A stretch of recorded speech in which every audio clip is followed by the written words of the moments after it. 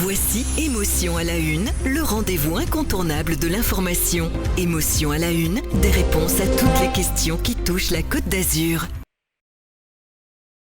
Dominique Estrosi-Sassonne, le niveau d'incidence du virus a repassé la barre des 100 dans les Alpes-Maritimes. Mardi soir, le président de la République a incité très fortement les Français à se faire vacciner et à recevoir une 3e dose. Il a raison, Emmanuel Macron. Oui, il a raison. On voit bien que la protection vaccinale et le vaccin est la seule solution pour pouvoir espérer enfin sortir de cette épidémie que nous connaissons maintenant depuis presque 2 ans.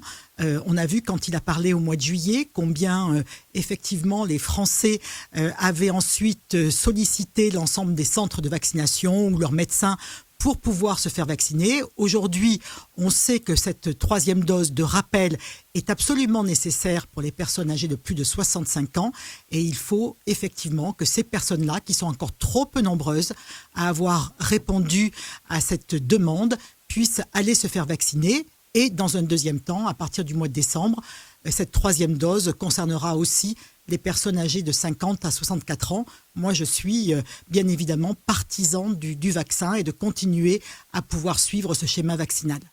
Toujours sur l'allocution de mardi, certains reprochent à Emmanuel Macron d'avoir profité de cette fenêtre d'expression pour se poser en candidat sans le dire. Est-ce que c'est aussi votre sentiment ? C'est le moins qu'on puisse dire. Effectivement, Emmanuel Macron nous a donc montré une sorte de visioconférence électorale parce qu'il n'aura consacré que 10 minutes à la crise Covid. Il en a pris le prétexte et le reste de son intervention aura été consacré à vanter son bilan et à faire un certain nombre d'annonces présidentielles. Donc manifestement, le président de la République est en campagne, mais s'il est en campagne, il doit faire acte de candidature et il ne doit plus se servir de sa fonction présidentielle pour faire campagne.